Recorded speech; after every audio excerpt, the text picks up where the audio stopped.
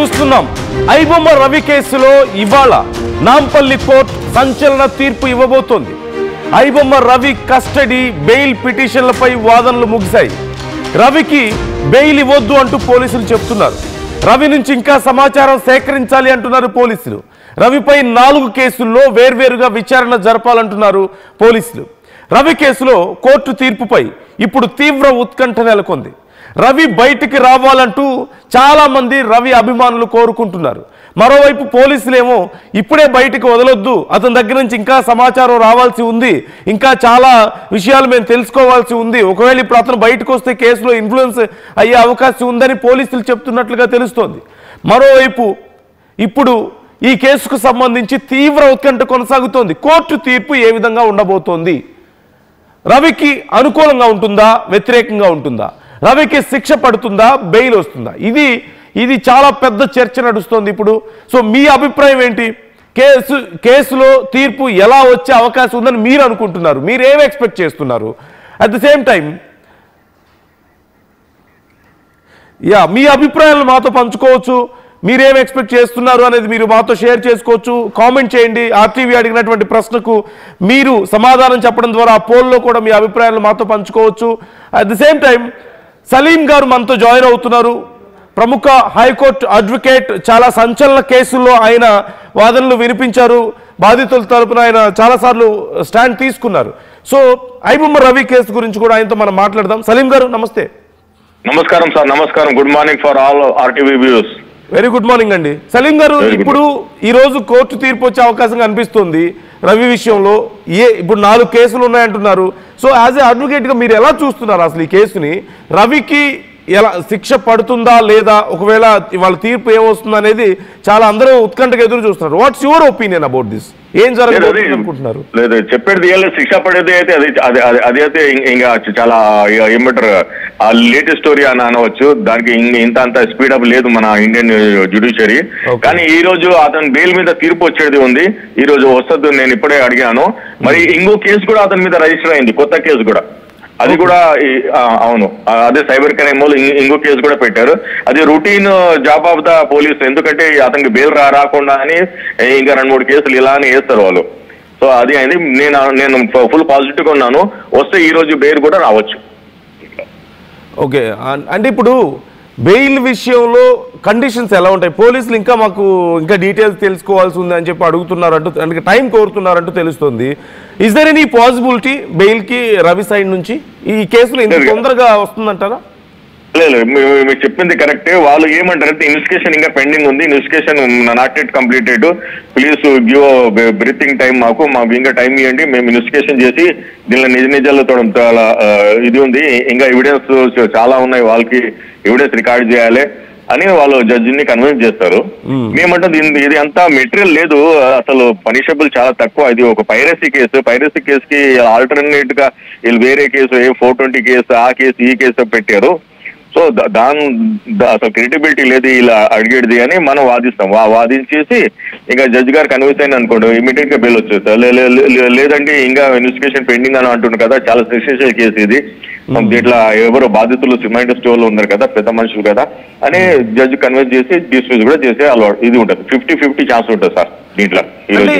Is there any possibility? ఇప్పుడు పోలీసులు చెప్పేది ఏంటంటే జనరల్ గా బయటకు వస్తే, ఇప్పుడు సైబర్ గతంలో ఇతను ఎక్స్పర్ట్ కదా, సైబర్ నేరాలకు పాల్పడిన వ్యక్తి కదా, ఇప్పుడు మళ్ళీ అలాంటివి ఏమన్నా ఇన్ఫ్లుయెన్స్ చేసే అవకాశం ఉంటుందేమో, లేదంటే సాక్ష్యాలు మాయం చేసే అవకాశం ఉంటుంది, ఇలా రకరకాలుగా వాళ్ళ వాదనలు వాళ్ళు వినిపిస్తారు కదా.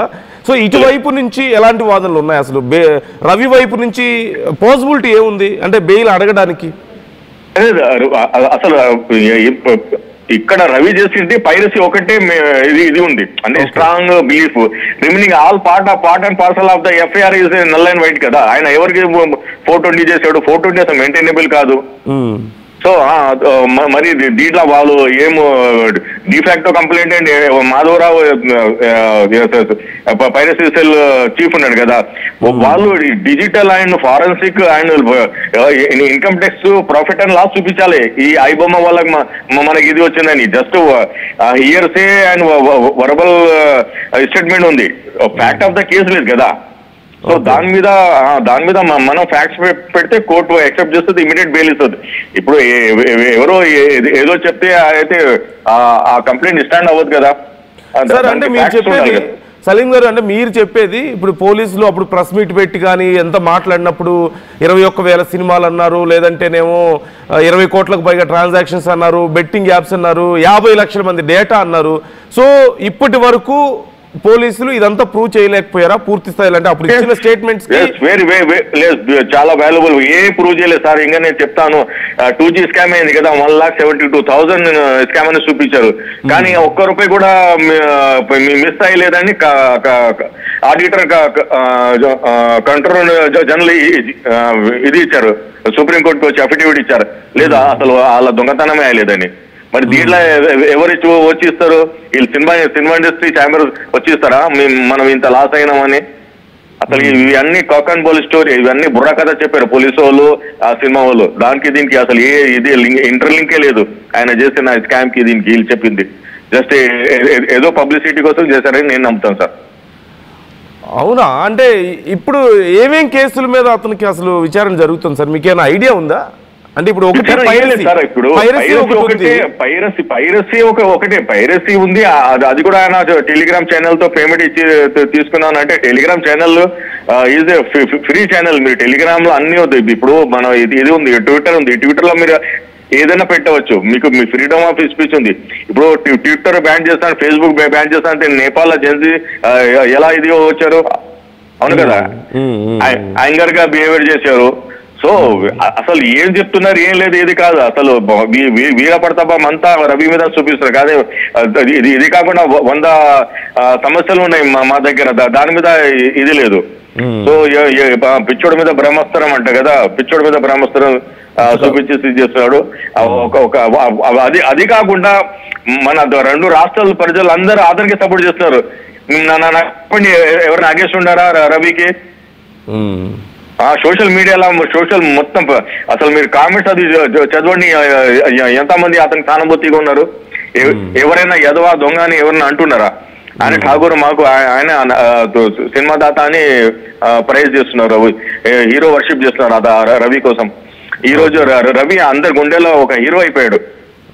చాలా మంది అయితే రవి జైల్లో ఉండే వారికి మన సినిమాకే వెళ్ళమా అని కామెంట్స్ పెడుతున్నారు. రవి జైలు నుంచి వస్తేనే మనం సినిమా చూస్తాం, సినిమాకి వెళ్తాం. అప్పటి వరకు మనం రవి కోసమే దేవుడికి ప్రార్థన చేస్తానంటున్నారు. ఇది 1-2 కాదు, వేలో ఉన్న కామెంట్స్ అవి.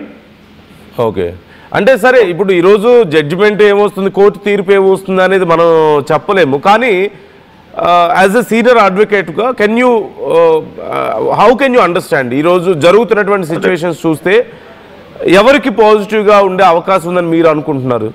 Can you guess? Maximum hopeful గా ఉండాలి. నేను మాకు పాజిటివ్ గా ఉండాలి. రాలేదనుకోండి మనం హైకోర్టుకి వెళ్తాం. అది మన ప్లాన్ కూడా చేస్తాం. మొత్తం కేసులు ఒకేసారి హైకోర్టులో కూడా వాదించి ఇది చేద్దాము. వచ్చే రాబోయే క్రైమ్ కి కూడా మనము అదే బెయిల్ కి బ్లాంకెట్ ఆర్డర్ తీసుకుందాం. ఎందుకంటే లాస్ట్ టైము మన రిపబ్లిక్ టీవీ ఉంటాడు కదా అర్నబ్ గోస్వామి సుప్రీంకోర్టుకి వెళ్తే సుప్రీంకోర్టు బ్లాంకెట్ ఆర్డర్ ఇచ్చేసింది. ఇతను చెప్పిన విషయంలో ఎవరైనా ఎక్కడైనా ఇండియాలో ఎఫ్ఐఆర్ చేస్తే అన్ని ఇదే బెయిల్ కి వర్తిస్తుందని. సేమ్ ఇమ్యూనిటీ మనం కూడా రవి కోసం కూడా తీసుకుందాం. రవి ఏమంటారు, asset of the AP and Telangana. So is worthable candidate. So మనం అతనున్న రైట్స్ కి కాపాడదాము. అతను ఒక మంచి సిటిజన్ గా మనం నెక్స్ట్ కూడా ప్రూవ్ చేద్దాం sir. Okay sir, thank you Salim గారు. మరొకసారి అంటే ఈ కేసు తీర్పు వచ్చిన తర్వాత మనం మాట్లాడదాం సార్. అసలు ఏమొచ్చింది, ఎలా ఏ స్టాండ్స్ మీద ఎలా వచ్చింది అనేది మనం ఒకసారి మాట్లాడదాం మరింత డీటెయిల్గా. థ్యాంక్ యూ సో మచ్ మాతో జాయిన్ అయినందుకు. సో చూస్తున్నాం, సలీం గారితో మనం మాట్లాడాం. ఆయన కూడా చాలా సంచలన కేసులు డీల్ చేశారు. సో ఇప్పుడు రాబోతున్నటువంటి తీర్పును మనం అంచనా వేయలేం. ఏం తీర్పు వస్తుంది అనేది, కోర్టు ఏమిస్తుంది అనేది మనం చెప్పలేం. కాకపోతే ఇప్పటి వరకు పోలీసులు చెప్పినటువంటి మొదట్లో ప్రెస్ మీట్ పెట్టినప్పుడు 21,000 సినిమాలు అన్నారు, 20 కోట్ల ట్రాన్సాక్షన్స్ అన్నారు, 50 లక్షల మంది డేటా అన్నారు. కాకపోతే పోలీసులు చెప్పారు కాబట్టి వి మస్ట్ బిలీవ్. మన పోలీసులు మన కోసం పనిచేసే పోలీసులు కాబట్టి మనం వాళ్ళ మాటలకి ఖచ్చితంగా వాల్యూ ఇవ్వాలి. కానీ when it comes to reality అంటే కేసుకు సంబంధించి విచారణ ఎవిడెన్స్ అనే విషయానికి వచ్చినప్పుడు ఖచ్చితంగా ప్రాపర్ ఎవిడెన్స్ ఉంటేనే కోర్టు నమ్ముతుంది. అనుమానాలు లేదంటే అంచనాల మీద డిపెండ్ అయ్యే అవకాశం లేదు. ఎవిడెన్స్ క్రిస్టల్ క్లియర్ ఎవిడెన్స్ ఉంటేనే కోర్టు ఏదైనా సరే దానికి తగ్గట్లు తీర్పిస్తుంది. కాబట్టి ఇప్పటి వరకు కేవలం పైరసీ విషయం మీద మాత్రమే, అది కూడా ఈ టెలిగ్రామ్ నుంచి అక్కడి నుంచి ఇక్కడి నుంచి నేను కాపీ చేసుకున్నానని రవి చెప్పినట్లుగా తెలుస్తుంది. సో వీటి ఆధారంగా మాత్రమే ఇప్పుడు కేసు విచారణ జరుగుతుంది. సో అలాగే కొన్ని బెట్టింగ్ యాప్స్ ప్రమోట్ చేశాడు అనే దానికి సంబంధించి కొంత సమాచారం కొంత ఆధారాలు ఉన్నట్లుగా అయితే తెలుస్తుంది. కానీ అప్పుడు చెప్పినటువంటి స్టేట్మెంట్కి తగ్గ ఆధారాలు అయితే ఇప్పటి వరకు పోలీసుల దగ్గర కూడా లేవు. ఇంకా పూర్తి స్థాయిలో సంపాదించాల్సి ఉంది అనేది తెలుస్తుంది. మరోవైపు 5 ఏళ్లలో 100 కోట్ల బిజినెస్ చేశాడు అతను అంటూ పోలీసులు చెప్పారంటున్నారు. సో డీటెయిల్స్ ఇంకా తెలుసుకుందాం. శిల్ప జాయిన్ అవుతున్నారు. విచారణకు సంబంధించి అసలు ఏం డీటెయిల్స్ ఉన్నాయి శిల్ప? విచారణ ఇంకా పూర్తి కాలేదు, కొన్ని ప్రశ్నలకు రవి సమాధానం చెప్పలేదు అని చెప్పేసి పోలీసులు అంటున్నారు. ఇంకా కస్టడీ కోరుతున్నట్లుగా తెలుస్తుంది. మరోవైపు ఈ రోజు కోర్టు తీర్పు ఇవ్వబోతోంది. సో ఎలాంటి చర్చ నడుస్తుంది, బయట ఏం చర్చ నడుస్తుంది శిల్ప? అంటే ప్రజల్లో అసలు ఏమనుకుంటున్నారు? రవి విషయంలో చాలా మంది చాలా పాజిటివ్గా ఉన్నారు కదా. రైట్, ఐబొమ్మ రవి కేసులో ఈ రోజు కీలక మలుపు తీసుకోనున్నది.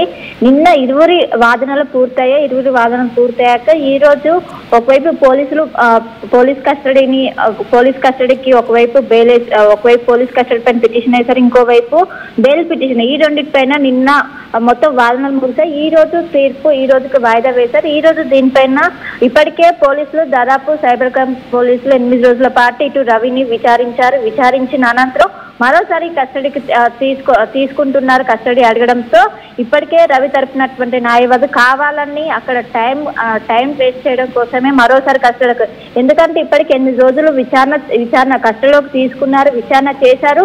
మరోసారి ఎందుకు అడుగుతున్నారు? బెయిల్ రాకుండా అడ్డుకోవడం కోసమే ఇదంతా చేస్తున్నారు. ఖచ్చితంగా ఈ రోజు రవికి బెయిల్ వస్తున్నట్టు కూడా ఒకవైపు రవి తరపు న్యాయవాదులు చెప్తున్నారు. ఇంకోవైపు ఏదైతే తండేలు కావచ్చు, అదేవిధంగా తండేలు సినిమాలో ఇంకోవైపు ఈ సినిమాలో పైరసీ చేసినప్పుడు మొత్తం 4 కేసుల పైన తన నుంచి సమాచారం తీసుకోవాల్సి ఉన్నది. పూర్తి స్థాయిలో ఇప్పటి వరకు మేము తీసుకోలేదు.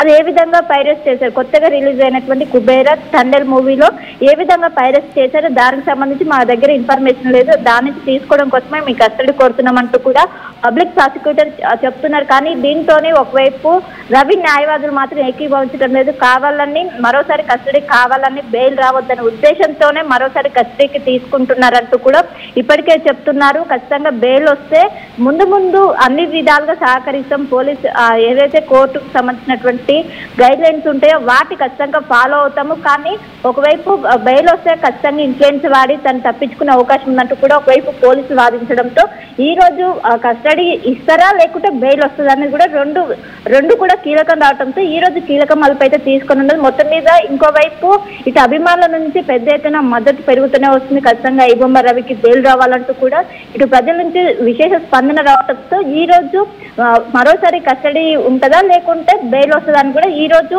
ఈ సస్పెన్స్ కి తెర మరి కాసేపట్లో మధ్యాహ్నం 12 గంటల సమయంలో దీనికి సంబంధించి ఒక తీర్పు అయితే వెలువడించే అవకాశం అయితే స్పష్టంగా కనిపిస్తుంది. Right thank you Shilpa, thanks for the details. తీర్పు ఏమొస్తుందనే ఉత్కంఠ అందరిలోనూ కనిపిస్తుంది. కేవలం రవిలోనో ఇటు పోలీసుల్లోనో కాదు, ప్రజల్లో సైతం చాలా పెద్ద ఎత్తున ఉత్కంఠ కనిపిస్తుంది ఈ కేసులో. సో మీరేమనుకుంటున్నారు? ఏం తీర్పు వచ్చే అవకాశం ఉందని మీరు అనుకుంటున్నారు? ఎలాంటి తీర్పు వస్తే బాగుంటుందని మీరు భావిస్తున్నారు? మీ అభిప్రాయాలు కూడా మాతో పంచుకోండి, కామెంట్ చేయండి. రవి విషయంలో ఏం జరిగే అవకాశం ఉంది? బెయిలా జైలా అంటే 86% మంది బెయిల్ వస్తుందని చెప్పి భావిస్తున్నారు. 14% మంది మాత్రమే జైలుకి వెళ్తారు.